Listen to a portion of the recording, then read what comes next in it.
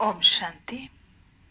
आज की मुरली में प्यारे बाबा ने इस राज को खोला कि हम देवियों पर बलि चढ़ाते हैं, देवताओं पर कभी बलि नहीं चढ़ती। तो आप सब आज मुरली ध्यान से सुनेंगे। इसका उत्तर बाबा ने क्या दिया आप स्वयं मुरली में खोजेंगे। आज की मुरली में 6 स्वमान हैं। पहला स्वमान है, मैं आत्मा बेहद का वैरागी हूँ। दूसरा स्वमान है, मैं आत्मा बाप की श्रीमत पर सदा चलने वाली हूँ। तीसरा स्वमान है, मैं आत्मा लाइट माइट हूँ। चौथा स्वमान, मैं पवित्र आत्मा हूँ। पांचवा स्वमान, मैं सच्चा वैष्णव हूँ। छठा स्वमान, मैं आत्मा साक्षी दृष्टा हूँ। ओम शांति। आज 18 अप्रैल 2020 के साकार बाबा के महावाक्य हैं। बाबा ने कहा, मीठे बच्चे, इस पुरानी पतित दुनिया से तुम्हारा बेहद का वैराग्य आना चाहिए, क्योंकि तुम्हें पावन बनना है। तुम्हारी चढ़ती कला से सबका भला होता है। बाबा ने प्रश्न पूछा, कहा जाता है आत्मा अपना ही शत्रु अपना ही मित्र है। सच्ची मित्रता क्या है? उत्तर है, एक बाप की श्रीमत पर सदा चलते रहना, यही सच्ची मित्रता है। सच्ची मित्रता है एक बाप को याद कर पावन बनना और बाप से पूरा वर्षा लेना। यह मित्रता करने की युक्ति बाप ही बतलाते हैं। संगम युग पर ही आत्मा अपना मित्र बनती है। आज का गीत है, तूने रात गवाई सोए के, दिवस गवाया खाए। हीरा जन्म अनमोल था, कोड़ी बदले जाए। ओम शांति। यूं तो यह गीत है भक्ति मार्ग के। सारी दुनिया में जो गीत गाते हैं, वह शास्त्र पढ़ते हैं, तीर्थों पर जाते हैं, वे सब है भक्ति मार्ग। ज्ञान मार्ग किसको कहा जाता है, भक्ति मार्ग किसको कहा जाता है, यह तुम बच्चे ही समझते हो। वेद शास्त्र उपनिषद आदि ये सब हैं भक्ति मार्ग के। आधा कल्प भक्ति चलती है और आधा कल्प ज्ञान की प्रारब्ध चलती है। भक्ति करते करते उतरना ही है। 84 पुनर्जन्म लेते नीचे उतरते हैं, फिर एक जन्म में तुम्हारी चढ़ती कला होती है। इसको कहा जाता है ज्ञान मार्ग। ज्ञान के लिए गाया हुआ है 1 सेकंड में जीवन मुक्ति। रावण राज्य जो द्वापर से चला आता है, वह खत्म होकर फिर राम राज्य स्थापन होता है। ड्रामा में जब तुम्हारे 84 जन्म पूरे होते हैं, तब चढ़ती कला से सबका भला होता है। यह अक्षर कहाँ ना कहाँ किसी शास्त्रों में है। चढ़ती कला सर्व का भला। सर्व की सदगति करने वाला तो एक ही बाप है ना। सन्यासी उदासी तो अनेक प्रकार के हैं, बहुत मतांतर हैं। जैसे शास्त्रों में लिखा है, कल्प की आयु लाखों वर्ष। अब शंकराचार्य की मत निकली 10,000 वर्ष, कितना फर्क हो जाता है। कोई फिर कहेगा इतने हजार। कलयुग में हैं अनेक मनुष्य, अनेक मतें, अनेक धर्म। सतयुग में होती ही है एक मत। यह बाप बैठ तुम बच्चों को सृष्टि के आदि मध्य अंत की नॉलेज सुनाते हैं। इस सुनाने में भी कितना समय लगता है। सुनाते ही रहते हैं। ऐसे नहीं कह सकते पहले क्यों नहीं ये सब सुनाया। स्कूल में पढ़ाई नंबरवार होती है। छोटे बच्चों को ऑर्गन्स छोटे होते हैं तो उनको थोड़ा सिखलाते हैं। फिर जैसे जैसे ऑर्गन्स बड़े होते जाएंगे, बुद्धि का ताला खुलता जाएगा, पढ़ाई धारण करते जाएंगे। छोटे बच्चों की बुद्धि में कुछ धारणा हो न सके। बड़ा होता है तो फिर बैरिस्टर, जज आदि बनते हैं। इसमें भी ऐसे हैं। कोई की बुद्धि में धारणा अच्छी होती है। बाप कहते हैं मैं आया हूँ पतित से पावन बनाने, तो अब पतित दुनिया से वैराग्य होना चाहिए। आत्मा पावन बने फिर पतित दुनिया में रह न सके। पतित दुनिया में आत्मा भी पतित है, मनुष्य भी पतित है। पावन दुनिया में पावन मनुष्य, पतित दुनिया में मनुष्य भी पतित रहते हैं। यह है ही रावण राज्य। यथा राजा रानी तथा प्रजा। ये सारा ज्ञान है बुद्धि से समझने का। इस समय सभी की बाप से है विपरीत बुद्धि। तुम बच्चे तो बाप को याद करते हो।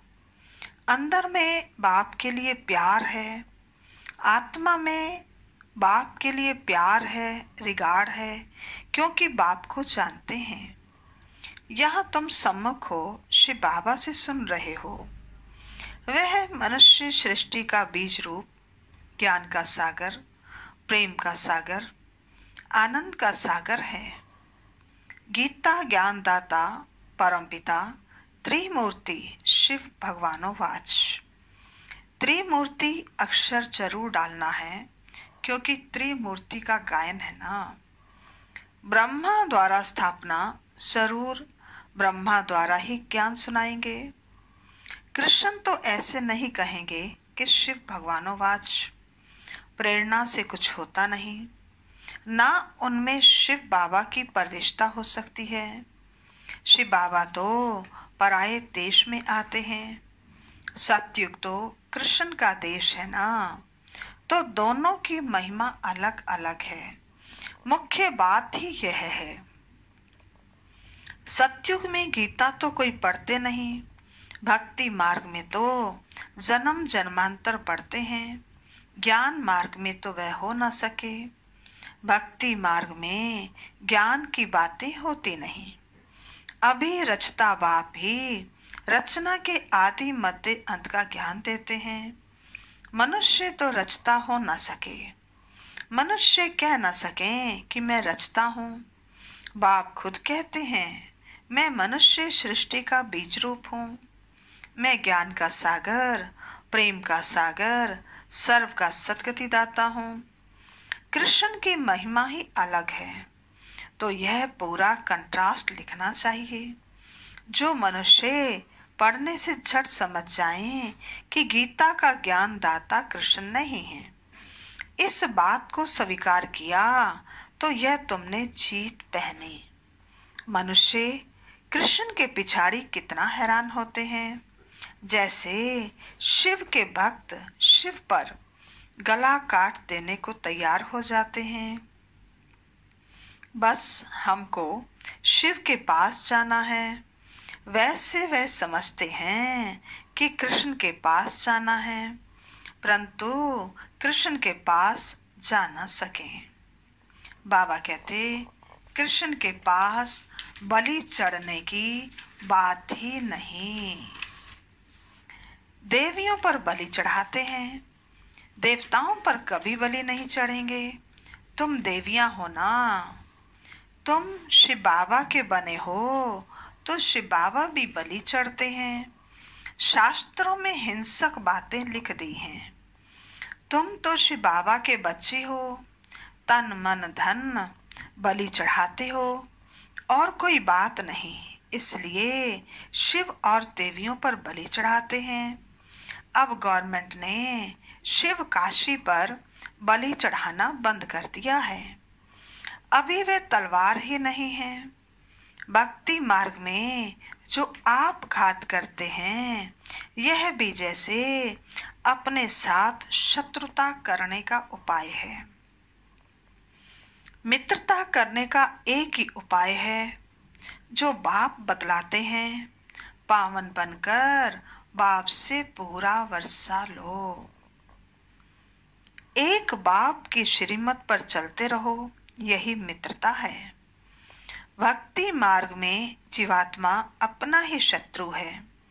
फिर बाप आकर ज्ञान देते हैं तो जीवात्मा अपना मित्र बनती है। आत्मा पवित्र बन बाप से वर्षा लेती है। संगम युग पर हर एक आत्मा को बाप आकर मित्र बनाते हैं। आत्मा अपना मित्र बनती है। श्रीमत मिलती है तो समझती है हम बाप की मत पर ही चलेंगे। अपनी मत पर आधा कल्प चले।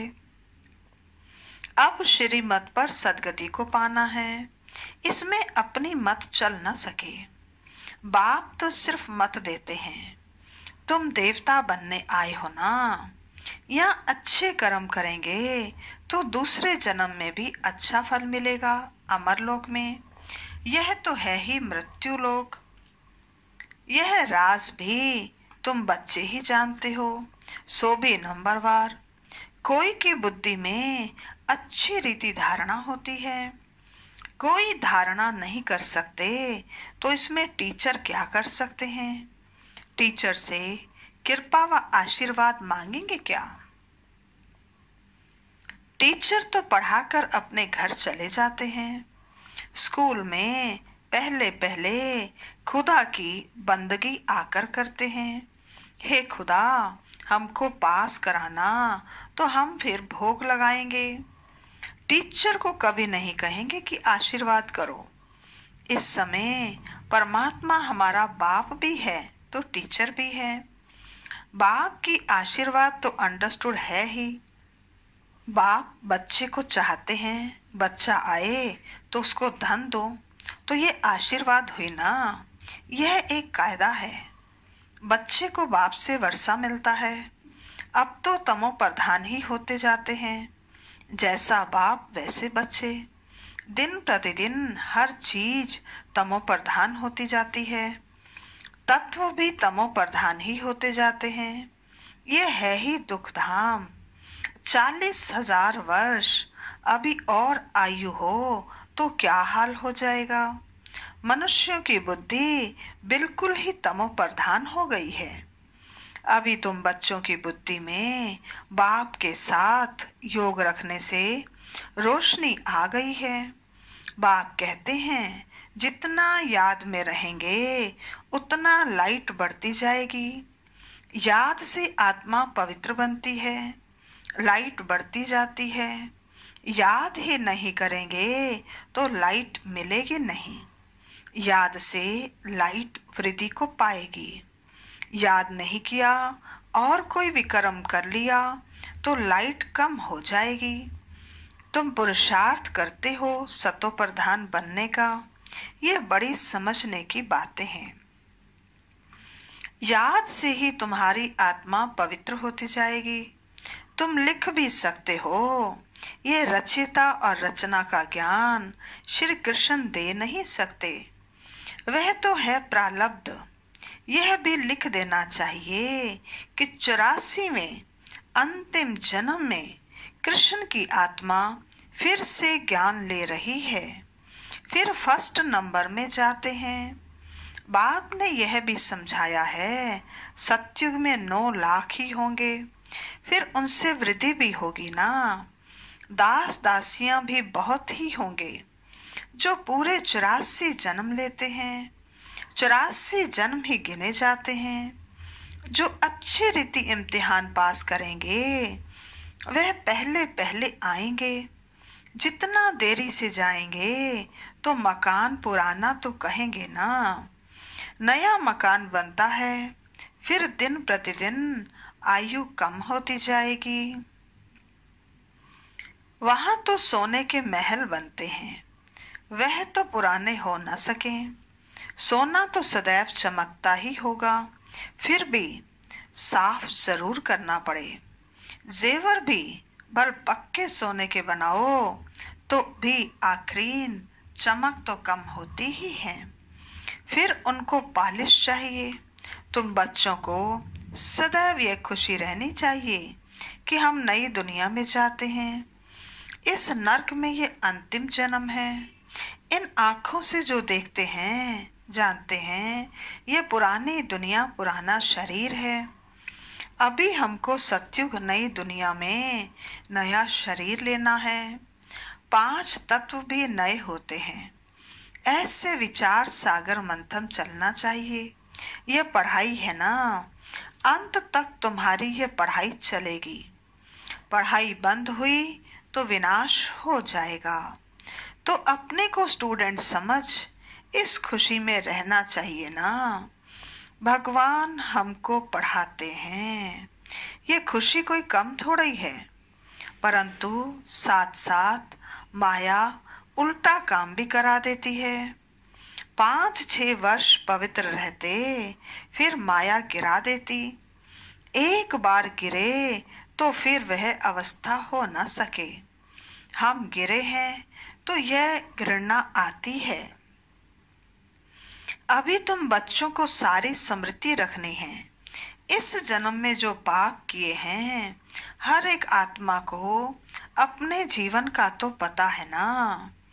कोई मंद बुद्धि, कोई विशाल बुद्धि होते हैं। छोटेपन की हिस्ट्री तो याद रहती है ना। ये बाबा भी छोटेपन की हिस्ट्री सुनाते हैं ना। बाबा को ये मकान आदि भी याद हैं। बाबा को वह मकान आदि भी याद हैं, परंतु अभी तो वहां भी सब नए मकान बन गए होंगे। कहाँ पर? जहां बाबा ज्ञान में आने से पहले रहते थे। 6 वर्ष से लेकर अपनी जीवन कहानी याद रहती है। अगर भूल गया तो डल बुद्धि कहेंगे। बाप कहते हैं अपनी जीवन कहानी लिखो। आज सब योग में बैठकर अपनी जीवन कहानी लिख दीजिएगा। बाबा का डायरेक्शन है। बाबा कहते लाइफ की बात है ना, मालूम पड़ता है लाइफ में कितने चमत्कार थे। गांधी, नेहरू आदि के कितने बड़े बड़े वॉल्यूम बनते हैं। लाइफ तो वास्तव में तुम्हारी बहुत वैल्यूएबल है। वंडरफुल लाइफ यह है मोस्ट वैल्यूएबल, अमूल्य जीवन। इसका मूल्य कथन नहीं किया जा सकता। इस समय तुम ही सर्विस करते हो। यह लक्ष्मी नारायण कुछ भी सर्विस नहीं करते। तुम्हारी लाइफ बहुत वैल्यूएबल है, जबकि औरों का भी ऐसा जीवन बनाने की सर्विस करते हो। जो अच्छी रीति सर्विस करते हैं वह गायन लायक होते हैं। वैष्णव देवी का भी मंदिर है ना। अभी तुम सच्चे सच्चे वैष्णव बनते हो। वैष्णव माना जो पवित्र हैं। अभी तुम्हारा खान पान भी वैष्णव है। पहले नंबर के विकार में तो तुम वैष्णव पवित्र हो ही। जगत अम्बा के ये बच्चे ब्रह्मा कुमार ब्रह्मा कुमारियां है ना। ब्रह्मा और सरस्वती बाकी बच्चे हैं उनकी संतान। नंबरवार देवियां भी हैं जिनकी पूजा होती है। बाकी इतनी भुजाएं आदि दी हैं वे सब हैं फालतू। तुम बहुतों को आप समान बनाते हो तो भुजाएं देती हैं। ब्रह्मा को भी 100 भुजा वाला 1000 भुजा वाला दिखाते हैं। ये सब भक्ति मार्ग की बातें हैं। तुमको फिर बाप कहते हैं दैवी गुण भी धारण करने हैं। किसको भी दुख ना दो, किसको भी उल्टा सुल्टा रास्ता बताए सत्यानाश ना करो। एक ही मुख्य बात समझानी चाहिए कि बाप और वर्षे को याद करो। अच्छा, मीठे मीठे सिकिलदे बच्चों प्रति माता पिता बाप दादा का याद प्यार और गुड मॉर्निंग। रूहानी बाप की रूहानी बच्चों को नमस्ते। हम रूहानी बच्चों की रूहानी बाप दादा को नमस्ते नमस्ते नमस्ते। सदा रहेंगे हंसते, बनेंगे फरिश्ते, चलेंगे परम धाम के सीधे रास्ते। धारणा के लिए मुख्य सार। गायन व पूजन योग्य बनने के लिए पक्का वैष्णव बनना है। खान पान की शुद्धि के साथ साथ पवित्र रहना है। इस वैल्यूएबल जीवन में सर्विस कर बहुतों का जीवन श्रेष्ठ बनाना है। दूसरा, बाप के साथ ऐसा योग रखना है जो आत्मा की लाइट बढ़ती जाए। कोई भी विक्रम कर लाइट कम नहीं करनी है, अपने साथ मित्रता करनी है। आज का वरदान है, देह अभिमान के रॉयल रूप को भी समाप्त करने वाले साक्षी और दृष्टा भव।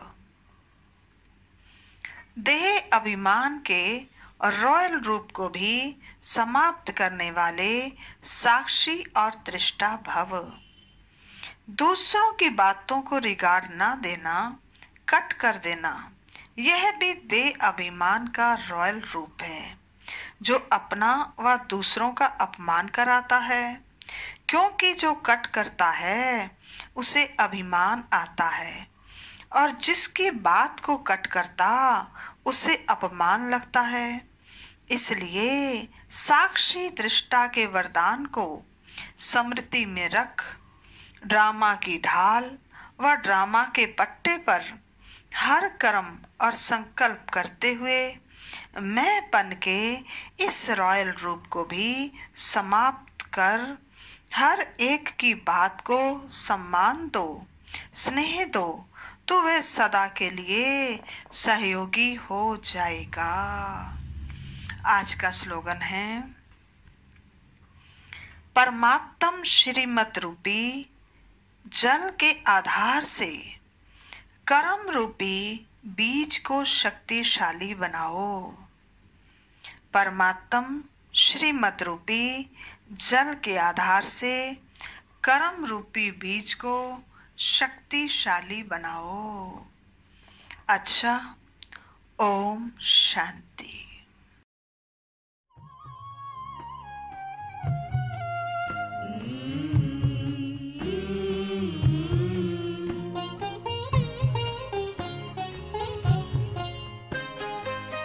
साथ तुम्हारा प्रभु कितना है प्यारा, साथ तुम्हारा प्रभु कितना है प्यारा।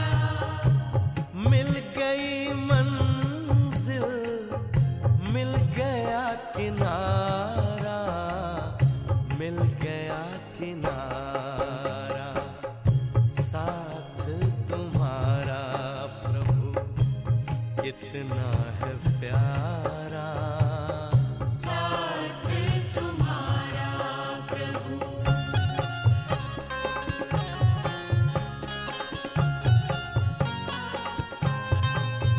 मागा मपदा मागा रे सारे मापा मगा रे निसा। रोशनी ही रोशनी आती नजर है, अब ना भंवर का डर, ना ही फिकर है, ना ही फिकर है।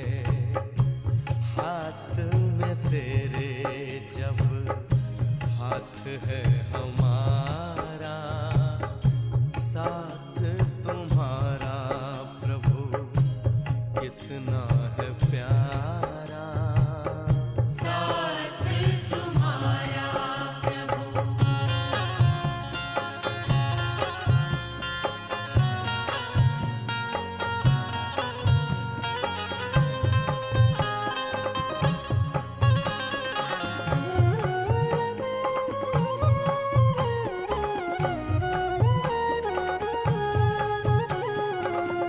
किसको खबर है कौन साथ है हमारे, जिसकी नजर से चलते चांद और तारे, चांद और तारे।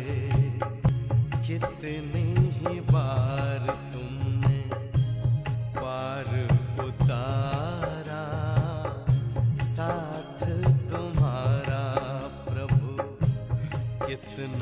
है प्यारा। साथ तुम्हारा